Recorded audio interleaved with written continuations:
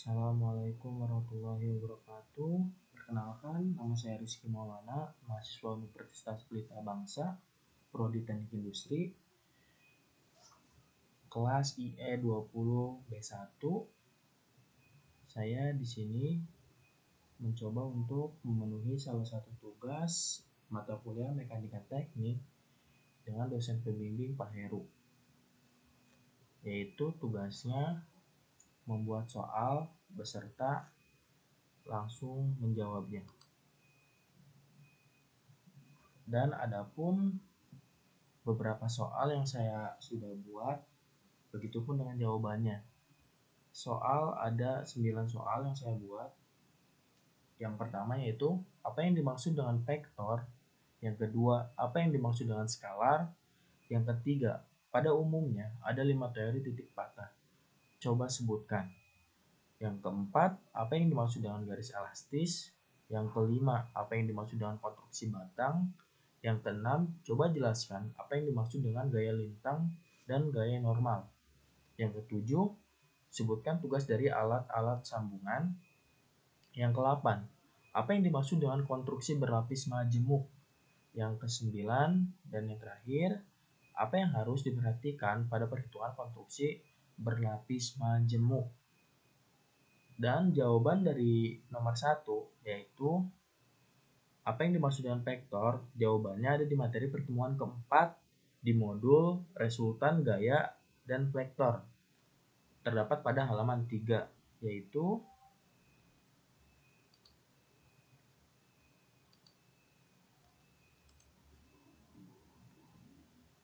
vektor adalah besaran fisika atau matematis yang memiliki besar dan arah mengikuti hukum jajaran genjang.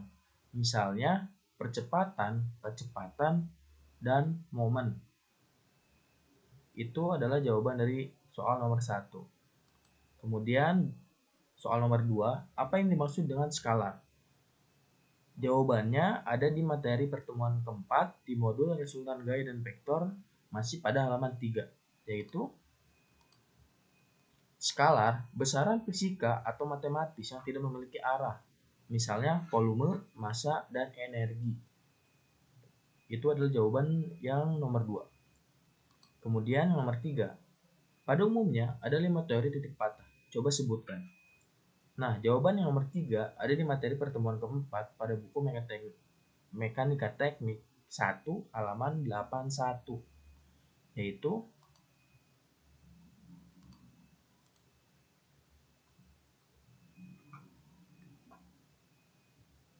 teori titik patah. Ada 5. Yang pertama yaitu teori menurut tegangan utama yang terbesar. Yang kedua, teori menurut penguluran terbesar. Yang ketiga, teori menurut tegangan geser yang terbesar. Yang keempat, teori titik patah menurut Moore. Dan yang terakhir, teori titik patah menurut pekerjaan perubahan bentuk yang tetap. Kemudian, soal nomor 4, apa yang dimaksud dengan garis elastis? Jawabannya ada di materi pertemuan keempat pada buku Mekanika Teknik 1 halaman 96, yaitu jawabannya halaman 96.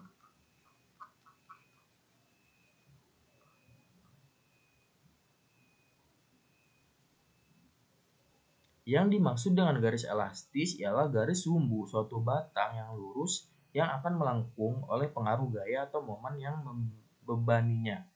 Bentuk garis elastis ditentukan oleh perubahan bentuk batang oleh momen lentur dan gaya lintang. Biasanya kita menentukan pengaruh masing-masing terpisah dan lalu menjumlahkannya. Oleh karena pengaruh gaya lintang pada umumnya begitu kecil, maka kita akan membatasi diri pada pengaruh momen yang lentur. Itu jawabannya. Kemudian soal nomor 5, apa yang dimaksud dengan konstruksi batang? Jawabannya ada di materi pertemuan keempat pada buku Mekanika Teknik halaman 101. Halaman 101. Konstruksi batang ialah suatu konstruksi yang terdiri atas satu atau lebih batang yang dapat menerima gaya normal gaya lintang, dan momen lentur. Sebaiknya, konstruksi rangka batang atau cockwork terdiri atas suatu sistem yang hanya dapat menerima gaya normal, tekanan atau tarikan. Lihat di bab 4 untuk lebih jelasnya. Itu jawabannya. Kemudian yang nomor 6. Coba jelaskan apa yang dimaksud dengan gaya lintang dan gaya normal. Nah, jawabannya bisa kita lihat di materi pertemuan keempat pada buku Mekanika Teknik 1 halaman 134. Halaman 134. Kita cari dulu halamannya.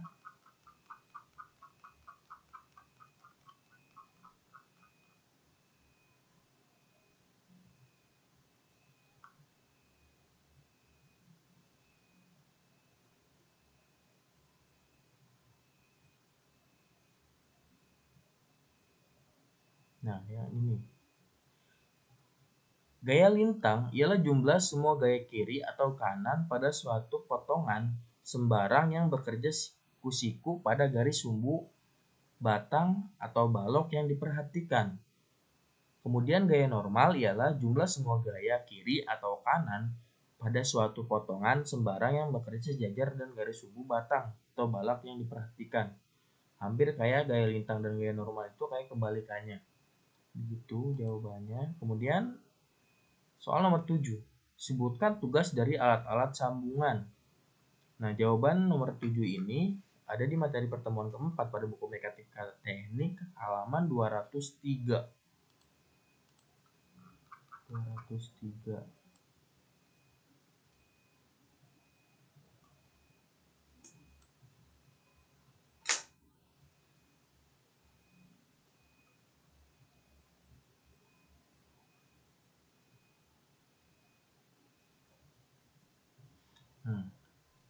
Tugas dari alat-alat sambungan bertugas untuk menyalurkan gaya-gaya pada suatu bagian bangunan ke bagian bangunan atau konstruksi yang lain.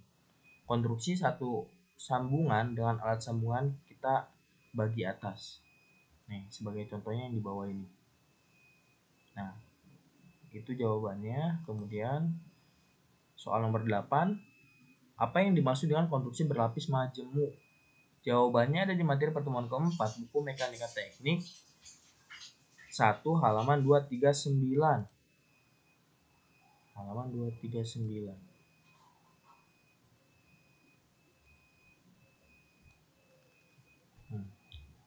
Yang disebut konstruksi berlapis majemuk ialah konstruksi kayu yang menggunakan papan-papan tipis yang saling didekatkan dengan seratnya sejajar dengan perekat, sehingga merupakan balok yang berukuran besar. Yang termasuk golongan ini antara lain balok segi 4 atau hedger dan balok bentuk satu dari kayu berlapis majemuk atau straight trigger. Balok hedger dan straight trigger ini hendaknya dibuat oleh perusahaan yang sudah mengkhususkan diri dalam hal itu. Tebal lapisan papan masing-masing biasanya 20 sampai dengan 30 mm. Balok hedger relatif membutuhkan lebih banyak bahan, tetapi pembuatannya membutuhkan kerja kurang sedikit setiap meter kubik kayunya dibandingkan dengan straight trigger. Memang yang terakhir lebih hemat dalam hal bahannya. Ada baiknya ditentukan menurut keadaannya, mana yang digunakan balok hedger atau straight trigger. Sebagai bahan untuk membuatnya dibutuhkan kayu yang dikeringkan dapur. Begitu jawabannya. Dan yang terakhir, apa yang diperhatikan pada perhitungan konstruksi berlapis majemuk? Jawaban nomor 9 ini ada di materi pertemuan keempat pada buku Mekanika Teknik 1 pada halaman 240.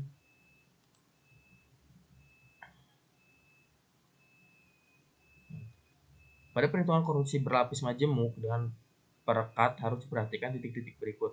Yang pertama, sambungan-sambungan dan pada papan dalam arah memanjang sebaiknya dibuat dengan sambungan penjari jikalau ada mesin dan alat untuk membuatnya. Jikalau tidak, dapat dilakukan penyambungan tumpul lurus jikalau jarak dari sambungan papan dalam susunan sebelumnya atau berikut menjadi paling sedikit 10 kali tebalnya papan. Yang kedua, karena tegangan normal pada suatu hedger tidak sama pada seluruh tingginya potongan dapat kita tentukan Ketentuan kualitas kayu pada satu hedger ditentukan oleh 3 lapis papan pada pinggir masing-masing pada konstruksi berlapis majemuk dan perekat itu. Papan-papan pada pertengahan susunan hedger boleh dipilih suatu kelas kayu yang lebih rendah, seperti terlihat pada gambar yang di bawah. Itu jawaban dari soal yang terakhir. Mungkin segitu saja yang bisa saya jelaskan. Kurang lebihnya saya mohon maaf.